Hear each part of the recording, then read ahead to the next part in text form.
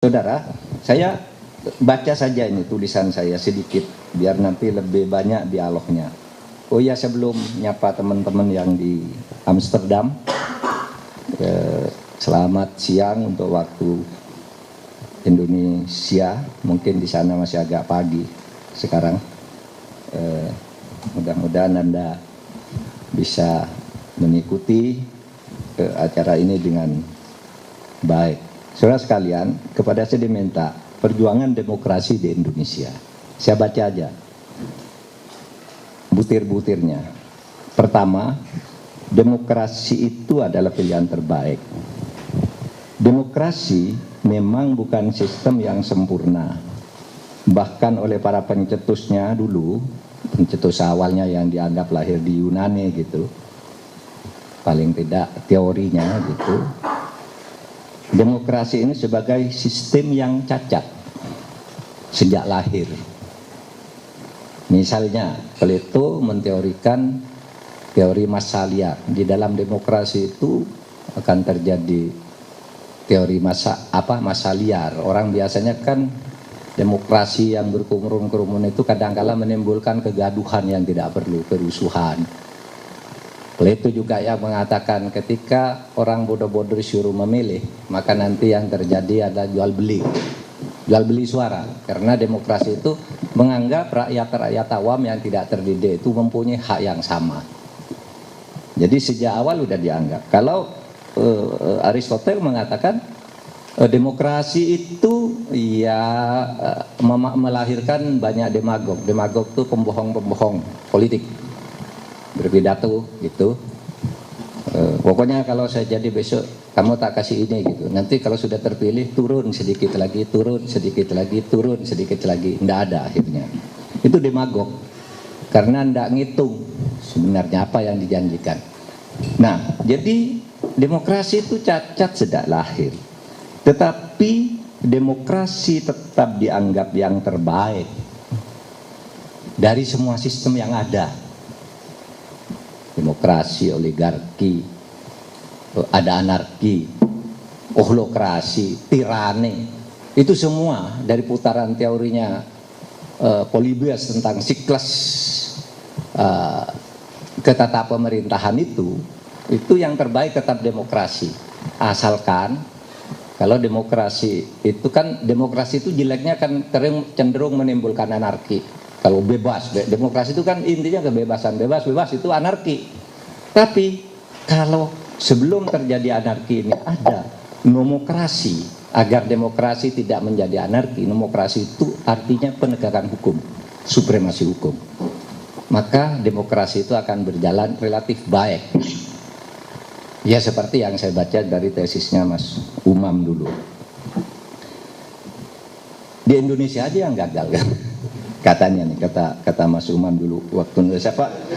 Saya nggak tahu apa sekarang masih berlaku tuh ya pendapatnya. Jadi kata Mas Umam tuh waktu neliti di Australia dulu kan saya baca, bilang gini, ya di berbagai negara itu kalau mau menghapus korupsi harus membangun demokrasi. Tapi di Indonesia justru membangun demokrasi tidak hapus korupsinya gitu. Teorinya dikemukakan semua di negara ini gitu. Bisa, kok Indonesia nggak bisa? Nah gitu. Nah maka saya katakan karena di situ demokrasinya tidak membatasi. Kalau negara lain kan demokrasinya dibangun, demokrasinya itu hukumnya enggak. Meskipun maju untuk negaranya sendiri, tapi ya maju. Demokrasi dan hukum itu sejalan. Di tempat kita enggak. Demokrasinya dibiarkan tidak terkawal oleh hukum, sehingga apa yang terjadi di tingkat elit terjadi kesenang-wenangan, di tingkat bawah itu terjadi semacam anarkis opini, sehingga yang terjadi kalau pinjam istilahnya Pak Dahlan Iskan, kebenaran baru, bukan kebenaran yang benar-benar logis. Sekarang ada kebenaran baru karena kebebasan yang ditopang oleh medsos, kemajuan teknologi informasi yang tidak dikawal juga oleh penegakan hukum yang benar. Nah, saudara, saya ingin mengutip dulu apa yang disampaikan oleh Bung Hatta. Sekitar 15 tahun sebelum Indonesia merdeka, tepatnya pada tahun 1931, Bung Hatta sudah menulis, perlunya kita ini memilih demokrasi kalau besok akan merdeka. Dan Bung Hatta mengingatkan juga, hati-hati, demokrasi itu ada penyakitnya juga, meskipun harus kita pilih sebagai pilihan yang paling baik gitu. Ketika istilah demokrasi masuk ke gelanggang gerakan perjuangan kemerdekaan Indonesia, banyak yang menyebut, itu demokrasi barat, itu demokrasi impor, itu waktu itu tahun 1931. Demokrasi impor itu tidak boleh diberlakukan di Indonesia. Kita harus memakai demokrasi asli. Tapi ketika ditanya demokrasi asli itu apa? Gitu. Maka Hatta yang menjelaskan begini, demokrasi asli itu adalah demokrasi yang berintikan daulat rakyat yang hidup sebelum munculnya feodalisme di Indonesia. Jadi dulu Indonesia tuh, kata Bung Hatta tuh, demokrasinya musyawarah desa, lalu kerjasama, hidup bersama dalam bentuk kolektivisme. Sesudah itu muncul penguasa-penguasa lokal yang membangun feodalisme. Disusul oleh munculnya Belanda, penjajahan. Nah kata Hatta, kita besok bangun demokrasi, namanya bolehlah pakai kedaulatan rakyat atau sovereignty, demokrasi, tapi itu artinya daulat rakyat. Di mana apa intinya? Daulat rakyat kita itu kolektivisme, kata Hatta. Daulat rakyat kita tuh kolektivisme, dan sekarang kalau mau merdeka diperbarui dengan kolektivisme baru itu. Kalau dulu kolektivisme, kekayaan itu dikelola bersama lalu dimakan sama-sama, dibagi gitu. Tanahnya kamu keluarga ini dapat ini, tahun depan bertambah lagi, dibagi lagi gitu. Ke depan, kata Bung Hatta, kita kelola dalam bentuk produksi koperasi. Sehingga kata usaha bersama untuk kemakmuran rakyat itu asli dari Hatta, yang kemudian masuk di Undang Dasar Ekonomi, disusun sebagai usaha bersama dengan asas kekeluargaan ini yang ditulis Hatta tahun 31, yang sampai sekarang tetap melekat di Undang Dasar kita. Nah tapi Hatta mengingatkan gini, jadi kita terima demokrasi dari Barat, tapi kita saring. Kita kembangkan demokrasi lokal, tapi kita aktualkan. Jangan ikut yang lama-lama, jangan ikut yang hasil penjajahan, yang lama juga harus diperbarui. Tidak mungkin kolektivisme seperti itu, maka ada kolektivisme baru, kata Hatta. Cuma Hatta mengingatkan gini, demokrasi itu punya ancamannya tersendiri yang sekarang ini sudah muncul. Apa? Demokrasi itu kalau tidak dijaga dengan kedisiplinan moral dan taat aturan, itu akan menjadi alat untuk membunuh demokrasi. Itu Hatta yang nulis. Kata Hatta itu, ingat, hati-hati kamu semua, wahai bangsaku, kedaulatan rakyat itu bisa dipakai untuk membunuh kedaulatan rakyat. Ini kata Hatta. Apa artinya? Orang melakukan korupsi melalui proses demokrasi. Parlemen digunakan, saya ini wakil rakyat, bisa membuat apa saja yang membunuh rakyat. Sekarang itu keluhan orang. Sedang terjadi korupsi di sini dibangun melalui demokrasi. Hukum yang otoriter dibangun melalui proses hukum atas nama demokrasi. Gimana caranya ya? Saya yang punya DPR, saya yang menentukan. Kamu mau apa? Loh, saya yang menentukan di sini. Nah itu yang dulu diingatkan oleh Hatta. Yang sekarang ini banyak terjadi. Demokrasi membunuh demokrasi. Nah, saudara sekalian,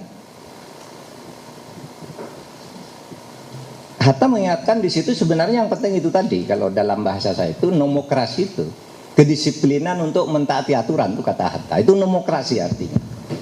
Nomokrasi itu supremasi hukum. Demokrasi itu kedaulatan rakyat, demokrasi itu kedaulatan hukum itu harus bersama. Nggak bisa.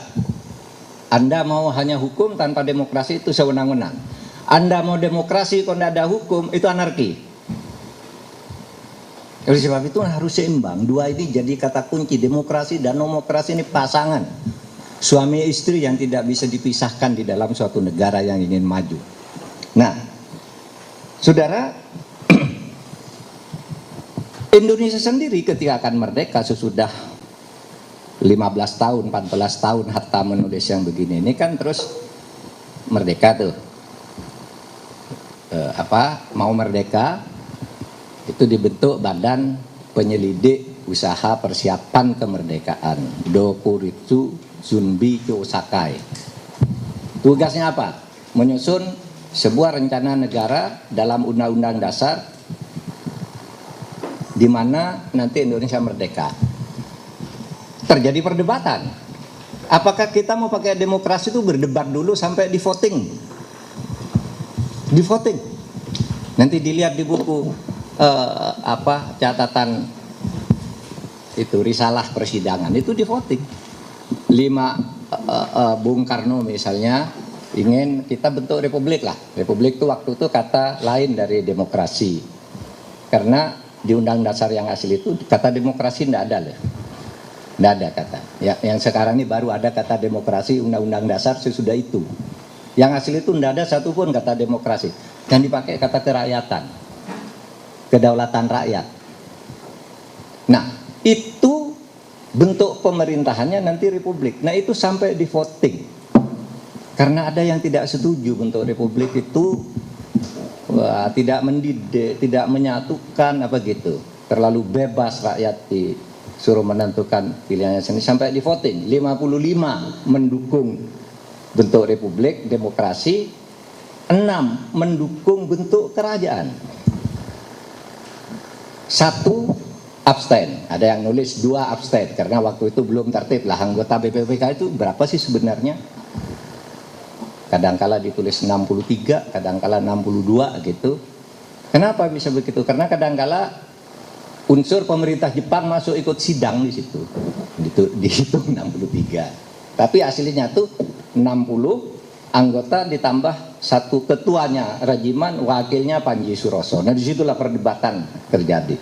Nah, saudara sekalian, jadi pada waktu itu demokrasi itu dipilih karena ia yang terbaik dari pilihan yang ada. Apa waktu itu sudah ada yang mengusulkan khilafah? Ada. Ada yang mengusulkan khilafah. Ya, bahkan ketika mulai sidang-sidang BPK kan muncul kelompok negara agama itu yang milih ideologi agama itu kan khilafah pilihannya. Lalu muncul nasionalis sehingga dibentuk jalan tengah kompromi lahir Piagam Jakarta. Gitu kan? Bukan negara agama, bukan negara sekuler tapi negara demokrasi berketuhanan kan gitu akhirnya. Jadi pada waktu itu muncul istilah itu. Tetapi nggak salah Sukiman Wirosanjoyo waktu itu yang mengusulkan bentuk khilafah itu, tapi tidak dielaborasi. Ketika dielaborasi itu tidak ada bedanya dengan negara demokrasi biasa gitu. Sehingga tidak jelas juga strukturnya. Sampai sekarang siapa yang memperjuangkan itu tidak jelas kan strukturnya. Apa sih yang mau Anda perjuangkan khusus dengan khilafah itu tidak ada. Keadilan, nah kalau keadilan tidak harus khilafah. Pancasila juga sudah bicara keadilan. Kenapa? Struktur pemerintahnya khilafah itu seperti apa? Tidak ada. Sampai sekarang. Kan gitu. Dan waktu itu sudah diperdebatkan juga di tahun 45 itu. Nah, saudara, oke, di voting. Kemudian apa? Kenapa kita milih demokrasi itu? Karena dia punya kelebihan, yaitu mencegah kediktatoran. Yang kedua, menjamin kedaulatan tetap ada di tangan rakyat, bukan di tangan penguasa. Mungkin suatu saat kedaulatan itu dirampas oleh penguasa. Tapi karena di demokrasi itu meniscayakan adanya pemilu, ya, di situ peluang untuk memperbaiki, di situ peluang untuk menilai pemerintah yang kemarin tidak benar, gitu. Bisa kita milih yang ini, bahwa masih kalah lagi, nunggu pemilu berikutnya lagi, tidak akan terus-terusan sepanjang masa. Kalau di dalam monarki atau dinasti itu kan mesti sepanjang masa, dia turun ke keluarganya dan sebagainya itu. Kemudian menjaga pluralisme dalam kedaulatan dan integrasi yang kuat, kemudian menegakkan hukum dan keadilan yang substansial, mencegah kesenang-wenangan dan untuk memberantas korupsi. Lalu menciptakan keseimbangan antara hak dan kewajiban. Itu dulu yang dikatakan juga oleh Hatta tentang kemanusiaan itu, atau rencana pemberian kemerdekaan demi kemanusiaan itu adalah hak. Tapi jangan lupa, kita bukan hanya menerima hak, tapi juga menerima kewajiban dan tanggung jawab. Nah, itu sebenarnya demokrasi. Nah, sekarang, saudara, saya ingin katakan, dinamika perjuangan demokrasi di Indonesia itu tidak pernah berhenti di satu konsep. Karena dari waktu ke waktu itu berubah. Coba nih, ketika Indonesia merdeka, demokrasinya apa? Demokrasi dengan sistem pemerintahan presidensil. Bung Karno presiden, dibantu oleh sebuah komite nasional Indonesia pusat.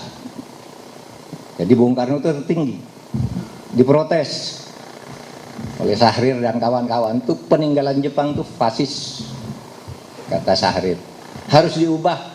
Didesak pemerintah keluar maklumat nomor X, demokrasinya berubah hanya dalam waktu 1,5 bulan sesudah Indonesia merdeka. Apa?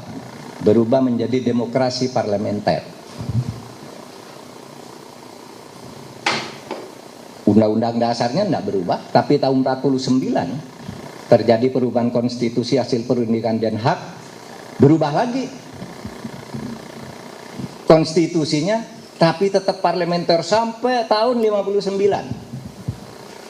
Demokrasi parlementer dianggap terlalu liberal, dibubarkan oleh Bung Karno dengan dekret Presiden 5 Juli, konsep demokrasinya berubah. Apa?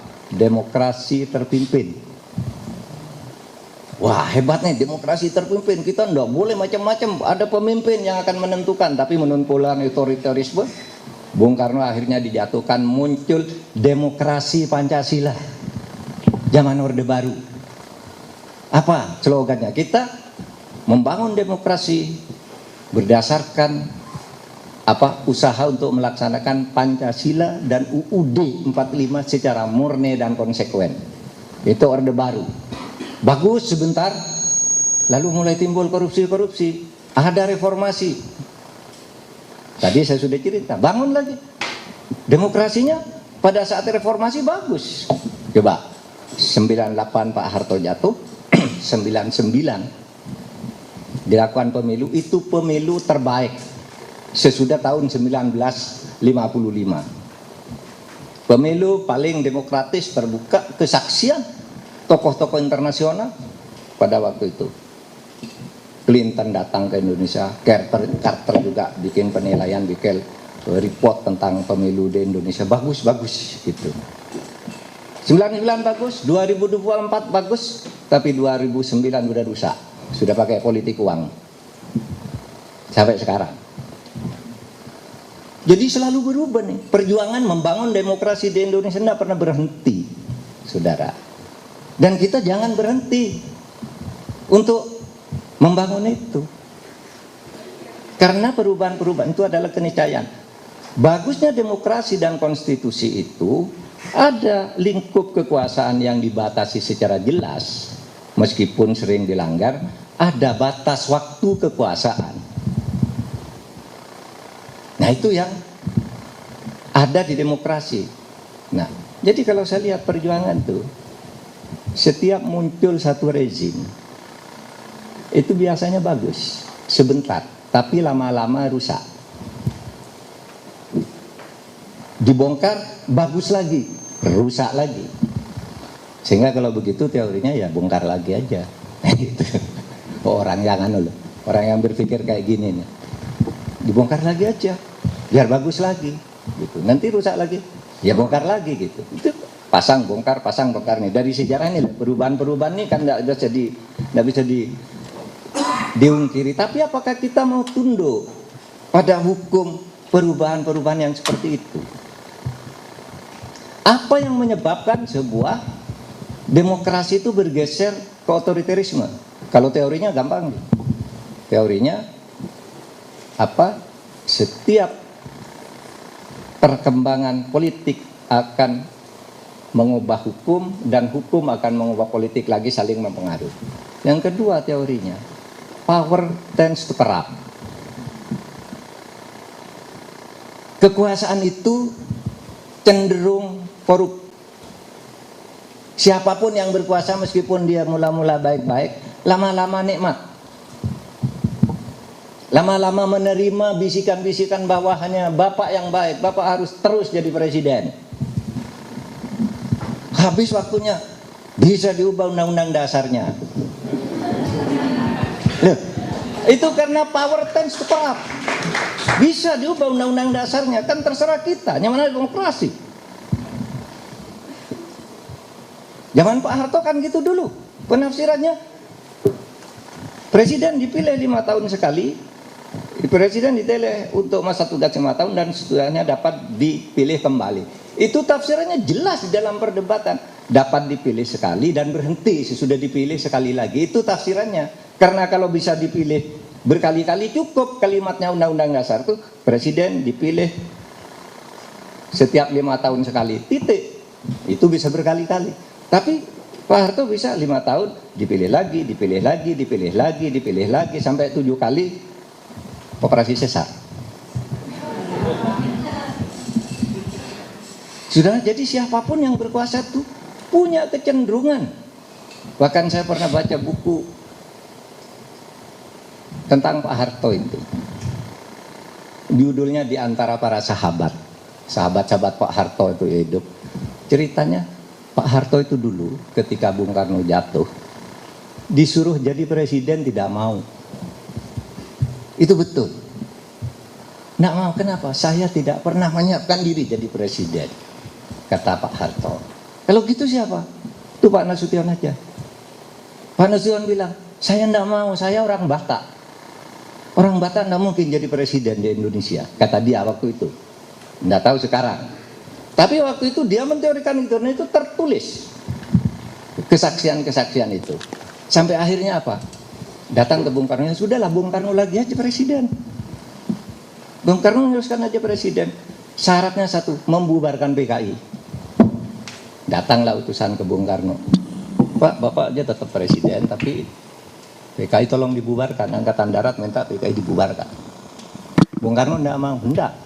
Kalau saya presiden, soko guru politik di Indonesia sejak dulu saya sudah menulis, ya, Nasakom, nasionalisme, agama dan komunis. Bung Karno kuat pendiriannya. Kemudian, saudara, akhirnya apa? Pak Harto, oke kalau begitu sudah. Bung Karno selesai sampai di sini. Saya mau jadi presiden 1 tahun. Baca. TAP MPRS pengangkatan presiden itu adalah tahun 67 diangkat tahun 68 harus ganti. Mengangkat Soeharto sebagai penjabat presiden sampai dengan tahun 68. Sudah itu pemilu. Tapi tadi power tends to corrupt. Sesudah Pak Harto berkuasa tadinya enggak mau, sekarang enggak mau diganti. Enggak mau diganti. Dibilang enggak bisa pemilu 68, itu ada di sejarah. Enggak bisa pemilu 68 kata Pak Harto, enggak bisa. Kenapa? Belum siap undang-undangnya, belum ini. Beri waktu saya lagi untuk menyelesaikan undang-undangnya sampai tahun 69, pemilunya tahun 71. Dibuat lagi TAP MPR. Pak Harto menjadi presiden definitif sampai tahun 73, tapi pemilunya 71. Setelah itu nggak mau diganti lagi, terus. Itu power tends to corrupt. Kekuasaan itu meskipun orangnya baik, kalau sistem pengawasannya dan pembatasan yang tidak baik akan muncul begundal-begundal yang membisiki orang, kamu bagus, jangan diganti. Kalau kamu diganti, kacau negara ini. Selalu dibisikin begitu kepada pemimpin itu. Sehingga merasa sur nih pemimpinnya. Oh iya nih, hanya saya nih yang cocok. Gitu. Nah sesudah jatuh, nanti yang bisikin ini yang lari duluan. Iya kan? Sejarah Bung Karno, sejarah Pak Harto, lari semua. Orang-orang yang tadinya mendorong-dorong menggunakan kekuatan yang besar untuk memerintah itu. Nah, itulah sebabnya kalau kita itu,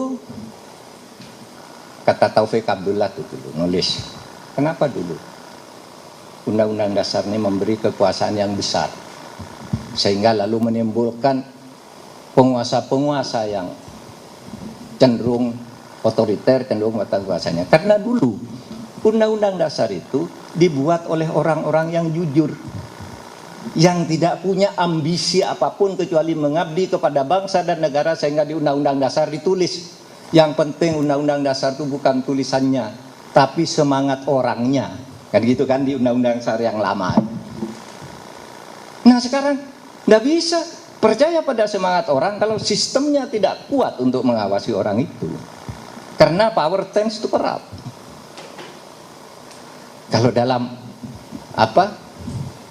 dalam agama itu dikatakan kalau kita buat aturan itu harus mulai dari curiga. Kan ada orang mengatakan, oh nggak boleh itu suudon, nggak boleh, haram menurut agama. Kata siapa? Menurut agama itu ya dikatakan orang-orang yang beriman jauhilah olehmu prasangka dan kecurigaan itu. Lalu kalimatnya begini, inna ba'dadh-dhon ismun. Sesungguhnya sebagian dari prasangka dan kecurigaan itu dosa. Lalu dikatakan tidak boleh curiga. Boleh kok, hanya sebagian, kata Al-Quran, yang tidak boleh kok. Iya kan? Jelas sekali. Inna ba'dadh-dhon ismun. Sebagian dari prasangka itu dosa. Sebagian malah berpahala. Menurut saya nih. Sehingga saya menjadi penganut sistem yang kuat ini agar kita berpahala dengan kecurigaan. Harus diatur gini dong, karena tadi ini masuk dari sini nih korupsinya. Diatur semuanya. Nah itu Bung Karno orang baik, Pak Harto orang baik, ya semualah baik pada awalnya.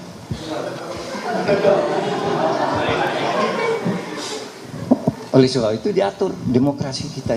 Di era reformasi itu apa yang tidak kita buat? Oh Pak Harto menimbulkan KKN, dibuat Mahkamah Konstitusi. Oh niru aja, niru Austria ada Mahkamah Konstitusi, bentuk Mahkamah Konstitusi. Oh niru Polandia ada Komisi Yudisial, dibentuk Komisi Yudisial. Niru Hong Kong ada KPK, bentuk KPK. Niru apa lagi? Komnas HAM itu dilembagakan, bentuk. Semua dianut, seluruh teori untuk memperbaiki negeri ini udah diambil, dijadikan undang-undang. Sehingga saya katakan apa? Loh, kalau gitu apa? Sudah habis teori di gudang sekarang. Teori apa coba? Tanya ke saya. Pak ini belum, saya tunjukkan. Sudah. Teori apa coba? Yang mau Anda tawarkan. Kok mau berdiskusi terus? Sudah habis diskusi. Nah, sehingga saya katakan pada bagian akhir di sini penutupnya ini, perkembangan masyarakat dan pelanggaran terhadap prinsip-prinsip demokrasi telah menimbulkan gejala demokrasi berkembang secara tidak bermartabat. Itulah sebabnya terjadi dinamika hukum tata negara secara terus-menerus untuk memperbaikinya atas nama demokrasi, meskipun nyatanya setiap perubahan selalu mudah diakali dan diselewengkan sehingga diubah dan diubah lagi. Itu tadi berubah karena akal manusianya itu. Yang terjadi adalah apa yang sudah diingatkan oleh Bung Hatta pada tahun 1930-an, yakni di tingkat atas pada elit politik terjadi penggunaan demokrasi untuk membunuh demokrasi. Berkolusi, kamu kursinya berapa, yuk buat ini. Pak, rakyat tidak setuju, enggak, kita sudah mayoritas, kalau dihitung sudah 62%. Nah, itu demokrasi membunuh demokrasi. Itu Hatta sudah mengatakan pada waktu itu. Di tingkat bawah terjadi gejala anarki. Bung Hatta menulis juga jangan sampai anarki loh. Oleh sebab itu disiplin pada peraturan, pada nomokrasi itu penting. Gitu. Saudara, saya sering ditanya, mau ditata bagaimana lagi keadaan kalau seperti ini? Saya bilang sudah habis teori di gudang. Masalahnya sekarang ini, sukma demokrasi asli yang dikatakan oleh Bung Hatta yaitu gotong royong untuk kemakmuran bersama, dan sukma hukum yaitu moral dan etika tampaknya sudah agak terlepas dari kehidupan kita berbangsa dan bernegara. Itu dulu sebagai pengantar. Assalamualaikum warahmatullahi wabarakatuh.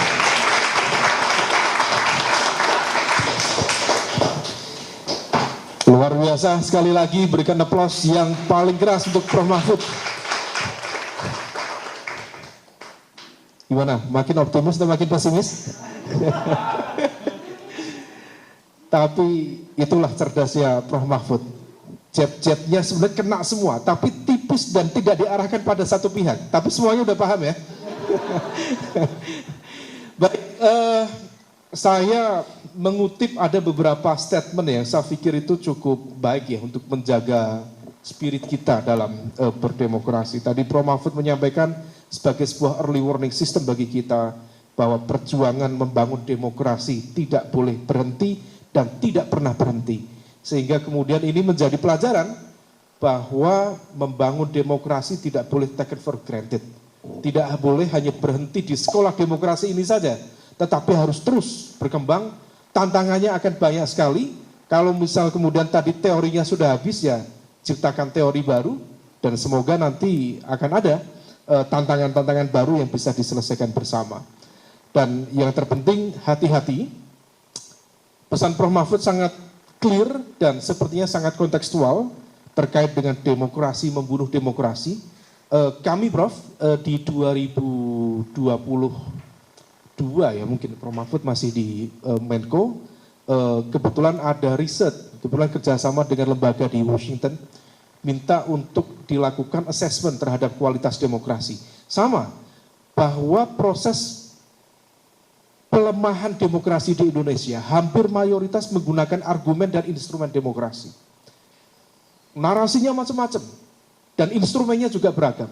Dan per hari ini ternyata betul terkonfirmasi disampaikan Prof. Mahfud bahwa pembunuhan, kalau pembunuhan mungkin agak ekstrim ya, pelemahan terhadap pilar-pilar demokrasi itu dilakukan dengan instrumen dan narasi yang seolah pro-demokrasi, tapi sejatinya dia melemahkan pilar-pilar demokrasi itu sendiri.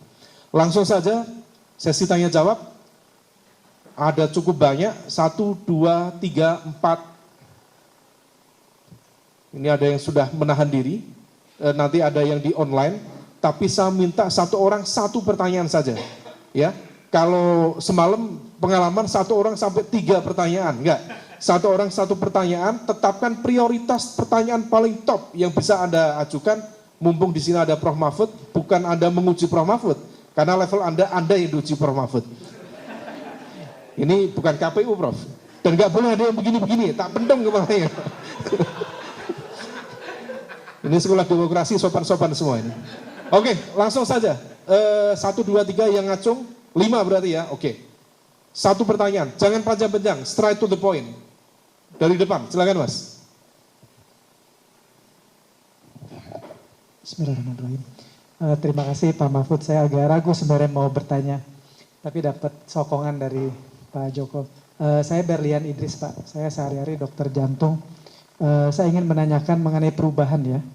Kita ini seperti bicara mana ayam, mana telur lebih dulu yang keluar gitu atau yang ada. Tapi kalau dari pengalaman Pak Mahfud sendiri yang sudah berada di dalam, begitu, kira-kira apa way forward nih? Where do we go from here? Itu Pak kulminasi yang juga semalam saya tanyakan ke Pak Umam begitu. Di tengah kegalauan, kegelisahan ini, perlu orang yang membawa suluh memberitahu kita. Dengan Pak Mahfud ini kan lengkap ya, pengalamannya itu lengkap banget. Akademisi iya, politisi iya, pengalaman di dalam juga sudah. Jadi kira-kira where do we go from here Pak? Terima kasih. Masih Mas Willy. Mas Willy di sini tuh sangat relevan. Karena mikirin demokrasi Indonesia itu banyak yang jantungan. Jadi dokter jantung pas di sini. Oke, selanjutnya baju warna orange. Atau yang depan silakan. Straight to the point, intronya nggak usah panjang-panjang, pertanyaan intinya. Ya, terima kasih Pak Umam. Ya, saya Hafid Pak dari perwakilan lembaga saya konsultan di bidang ESG, dan satu hal yang ingin saya tanyakan ke Pak Mahfud, sebenarnya kalau kita melihat konsep demokrasi, maka percaya atau tidak percaya, kita harus percaya bahwa pilar utamanya adalah partai politik. Dan inilah bobrok demokrasi kita tidak pasca reformasi mungkin banyak mengembangkan banyak lembaga, tapi kita minus melakukan kontrol terhadap partai politik. Kira-kira ke depan apa solusi untuk melakukan perbaikan atau renovasi total di dalam tubuh partai politik ini, Pak Mahfud? Terima kasih.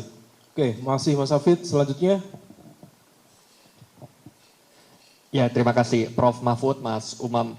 Saya Jeko dari Jakarta. Pertanyaan saya, sesi sebelumnya Prof, ini pemaparan dari Menteri PPN Bappenas tentang RPJPN. Saya baca sedikit RPJPN 2025-2045, salah satunya adalah memuat tentang demokrasi substansial. Nah, menurut Prof. Mahfud, apakah kita harus optimis, pesimis, atau realistis terhadap target Bappenas tersebut, mempertimbangkan kondisi demokrasi saat ini ya. Menambahkan data sedikit saja, bahkan indeks demokrasi kita tahu banyak, indeks demokrasi Indonesia ada di tempat Prof. Mahfud dulu di Kemenkopol-Hukam, bahkan tahun ini juga mencatat angka yang turun dari sisi pemerintah itu ya, berarti indeks pemerintah. Nah, ini apakah kita harus pesimis, optimis, atau realis terhadap target Bappenas jangka panjang 2045 demokrasi substansial itu, Prof? Terima kasih. Oke, makasih Mas Ciko. Selanjutnya. Oke, terima kasih pada Prof. Mahfud dan Pak Joko. Perkenalkan, nama saya Naldianto Putra. Saya saat ini merupakan mahasiswa ilmu sejarah di Universitas Indonesia. Saya sebenarnya tadi tergelitik dengan pernyataan Prof. Mahfud terkait kamu baik dan kamu bisa masih jadi presiden. Karena dalam konteks ini sebenarnya saya melihat Pak Mahfud, dalam sejarah mungkin ada 2 kali gitu hal seperti ini terjadi. Ketika Soekarno di tahun 65, itu orang-orang Soekarnoisme tetap mendukung Pak Karno. Begitu juga nanti tahun 98 ketika kita tahu bahwasannya Pak Harmoko juga di tahun 97 waktu jadi ketua MPR mendukung lagi, ketua DPR mendukung lagi Pak Harto untuk lanjut. Tapi nanti tahun 98 Pak Harmoko juga yang lari pertama gitu kan dari Pak Harto. Nah, pertanyaan saya, apakah presiden saat ini bosnya Pak Mahfud dulu? Apakah sama gitu Pak? Ada orang yang bisik-bisikan. Karena kita tahu bahwasannya periode pertama beliau, saya rasa kita nggak bisa naif. Itu cukup baik, cukup ya Pak, cukup baik. Dan saya rasa di periode kedua ini bukan cukup lagi, tapi sangat buruk Pak. Kurang lebih itu saja. Terima kasih. Assalamualaikum warahmatullahi wabarakatuh. Ya, oke, makasih Mas Joko. Dulu waktu Pak Mahfud masih di dalam, insya Allah masih cukup baik. Setelah Pak Mahfud keluar, saya nggak tahu. Selanjutnya, silakan. Assalamualaikum warahmatullahi wabarakatuh. Terima kasih atas kesempatannya. Perkenalkan, saya Rizky, saat ini sedang bekerja di Kementerian Luar Negeri. Izin bertanya, Prof. Mahfud, sebagaimana Prof tadi sempat sampaikan bahwa seseorang yang SDM-nya rendah itu nilainya dalam voting pemilihan presiden itu 1 suara. Sama dengan orang yang mungkin lebih melek akan politik atau tokoh agama dan lain sebagainya. Yang ingin saya tanyakan adalah, menurut Prof. Mahfud sendiri, mana yang lebih efektif atau yang lebih cocok dengan kondisi Indonesia? Pemilihan presiden dipilih langsung oleh rakyat melalui voting, atau pemilihan presiden dipilih melalui musyawarah mufakat di lembaga legislatif, misal MPR dan DPR? Terima kasih. Assalamualaikum warahmatullahi wabarakatuh. Oke, good point. Masih Mas Rizky atas pertanyaan terakhir. Saya pikir ini sangat penting untuk direfleksikan karena tampaknya di MPR sudah ada manuver yang cukup masif untuk melakukan perubahan itu. Dan kemarin sudah diusahakan, diikhtiarkan oleh orang baik tadi, tapi sepertinya tidak disetujui oleh beberapa kekuatan. Kita langsung saja Prof, kepada Prof Mahfud. Prof, sebenarnya ada batasan waktu, tapi untuk Prof Mahfud batasan kita hilangkan Prof, terserah aja Prof. Kalau Kalau di undangan itu jam 14 sampai jam 15. Kalau sampai jam 15 berarti kurang 7 menit menurut kata saya. Tapi baik, kita sesuaikan. Saudara, mana tuh yang didahulukan? Ayam, telur atau ayam? Dulu gini, saya dapat cerita dari Gus Dur. Gus Dur tuh Presiden Soeharto tuh pada saat menjabat presiden pertama punya 2 ajudan. Yang satu ustadz, yang satu TNI. Yang ustadz ini mengajarkan, Pak, menurut agama, setiap sesuatu harus dimulai dari yang kanan. Kalau tentara, enggak Pak, dalam baris-baris berbaris tentara itu mulai dari kiri. Nah gitu kan. Nah suatu saat Pak Harto mau naik mobil. Ketika kaki kanannya mau naik, dipegang oleh ajudan yang tentara. Pak, dari kaki kiri, Bapak kan tentara. Ketika mau naik, kaki kirinya dipegang oleh sang ustadz. Jangan Pak, menurut agama harus kanan. Terus saling tarik dari tentara. Akhirnya apa? Butin datang, yang sudah datang. Saya sudah di dalam. Ada apa ini kok lama-lama Pak Harto? Ini loh Bu, kata Pak Harto. Kata ini suruh naik dari kaki kiri, kata ini dari kanan. Lalu sama Butin, udah nggak usah pikir, naik aja dorong. Masuk. Artinya apa? Artinya harus cepat ambil keputusan, kata Gus Dur. Waktu itu kan saya minta petunjuk. Pak Presiden, saya tuh kok diangkat jadi Menhan, saya nggak tahu apa-apa ini. Gitu. Menurut ini begini, saya nggak ngerti. Katanya, dulu Pak Harto tuh lalu cirain kayak tadi. Nanti Pak Mahfud kalau ada apa-apa cepat aja ambil keputusan. Jangan sampai rusak orang karena orang berdebat itu. Nah itu Gus Dur.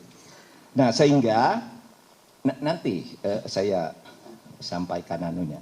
Sekaligus dengan penanya yang kedua. Ini Pak mau perubahan, ini kan bagaimanapun kalau demokrasi itu pilarnya parpol. Nah itu masalahnya. Mau memperbaiki sesuatu itu harus lewat parpol. Tapi ketika disampaikan ke parpol, parpolnya enggak mau. Mulai dari mana? Contoh nih. Kami pemerintah mengajukan undang-undang perampasan aset untuk memberantas korupsi dan pembatasan uang kartal.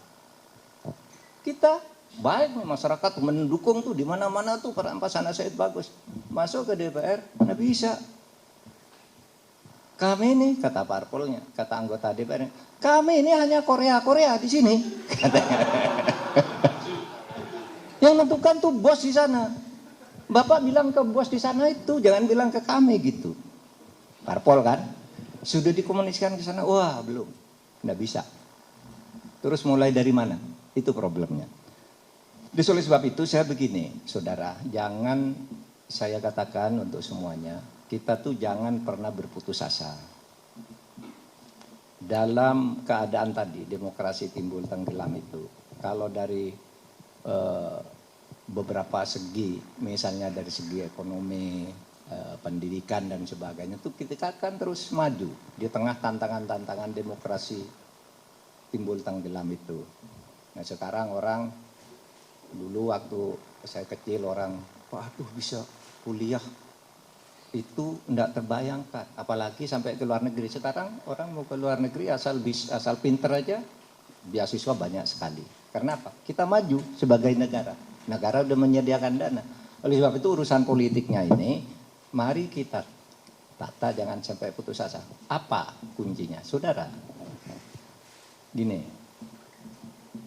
saya belakangan ini sering berteriak begini.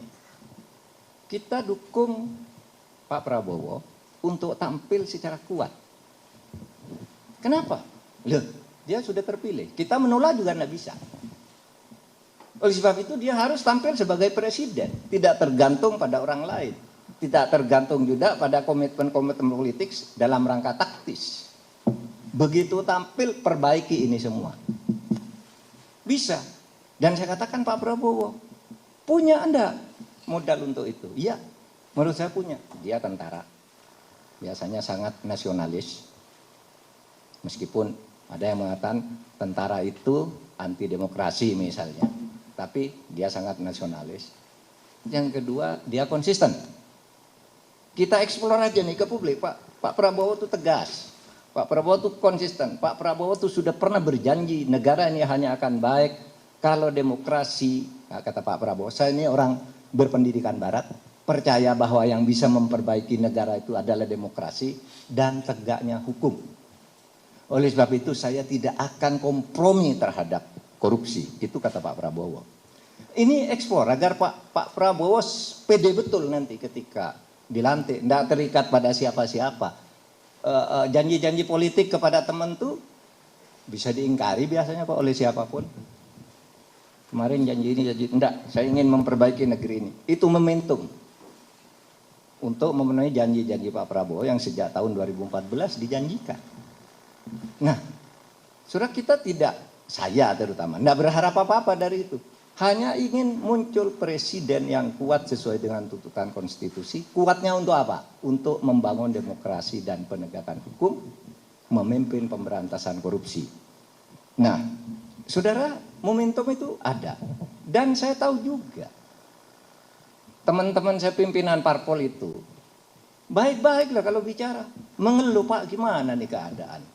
Seperti ini ketua umum parpol sekarang ya bergabung misalnya ke tim, kalau ketemu Pak, ke depan harus diperbaiki, rusak negara ini kalau pakai sistem transaksi politik seperti ini. Dia yang bilang ke saya ketika itu sebelum musim pencalonan itu. Artinya apa? Kenapa dia sekarang melakukan itu? Karena dia terjebak pada situasi. Mereka ini kita beritahu, Anda punya momentum untuk memperbaiki periode kepemimpinan di DPR yang akan datang. Jangan larut kepada janji-janji penyanderaan kalau itu memang ada. Lepas itu. Begitu 21 Oktober, lakukan perbaikan-perbaikan kalau ingin menyelamatkan negara ini. Jadi jangan putus asa mana telur, mana ayam itu, yaitu kata Gus Dur tadi, buat aja mana peluangnya ada, dorong aja masuk. Gitu. Nah, saudara, demokrasi substansial, apakah Bapak optimis? Gini, saudara, istilah demokrasi substantif itu sudah lama. Sudah lama, bahkan tahun 93 ketika saya menulis disertasi sudah menggunakan teori itu juga. Demokrasi substansi dan demokrasi formal, demokrasi prosedural dan demokrasi substansial. Nah, kalau di dalam teorinya semua orang ingin substansi. Setiap perubahan itu agar demokrasinya tidak formalitas semata-mata, karena demokrasi yang hanya formalitas itu tadi. Bung Hatta, Pak Umam yang mengatakan kedaulatan rakyat membunuh kedaulatan rakyat. Jadi kata membunuh itu dari Bung Hatta, tapi dia bilangnya di barat, waktu itu kan belum merdeka, ya. Nah, sehingga sekarang banyak yang menggunakan korupsi itu dibangun melalui demokrasi. Ya banyak sih yang bilang seperti Lidl yang sering saya tip itu, ya di Indonesia itu korupsi tumbuh melalui proses-proses resmi. Dibuatkan hukumnya agar korupsi itu sah gitu. Nah, itu yang namanya hukum konservatif, hukum ortodoks. Hukum itu dibuat sebagai alat untuk mengesahkan hal yang salah agar menjadi benar dan tidak bisa dihukum. Saya punya cerita panjang tentang ini, tapi nanti lain kali. Nah, sehingga 2 hari lalu saya ketemu dengan teman saya, Pak A.S. Hikam, diskusi tentang ini di rumah.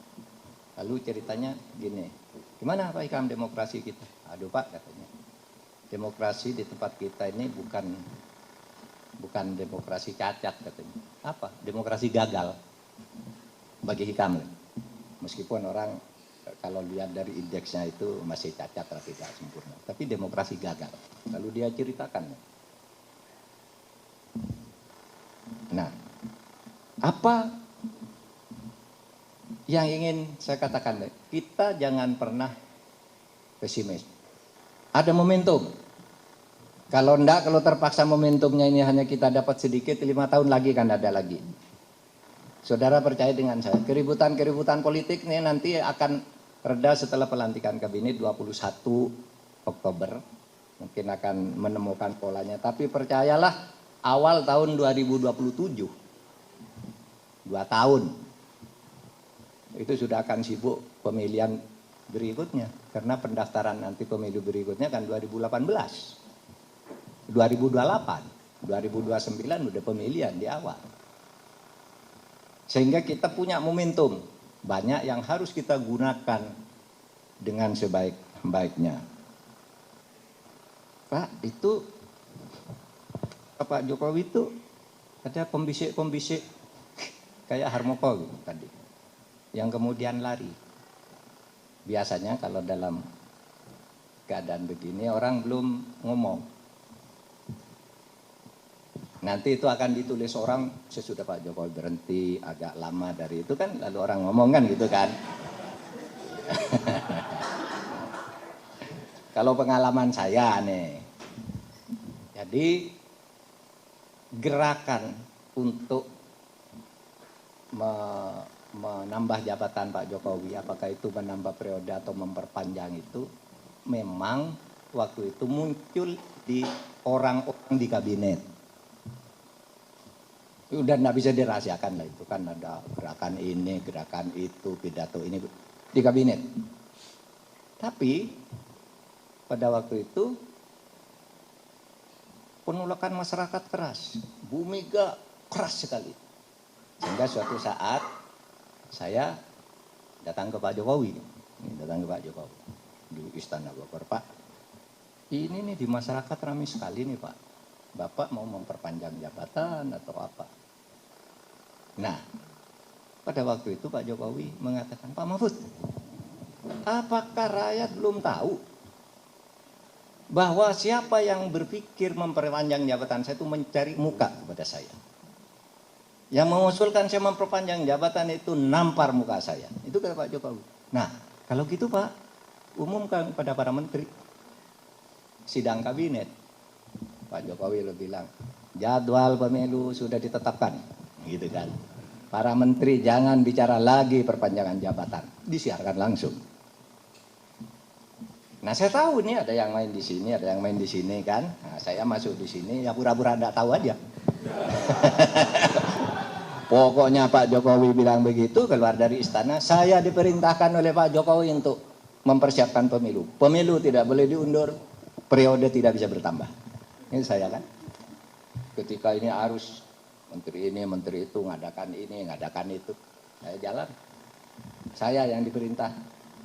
Dan Pak Presiden sendiri yang memimpin rapat. Jadwal pemilu harus ditetapkan. Saya rapat jadwal pemilu itu di kantor saya. Beberapa menteri saya ini dari Presiden. Nah, kan sulit lalu ikut arus itu kan. Karena sudah ada jadwal yang bisa memfait akompli bahwa ini harus jalan.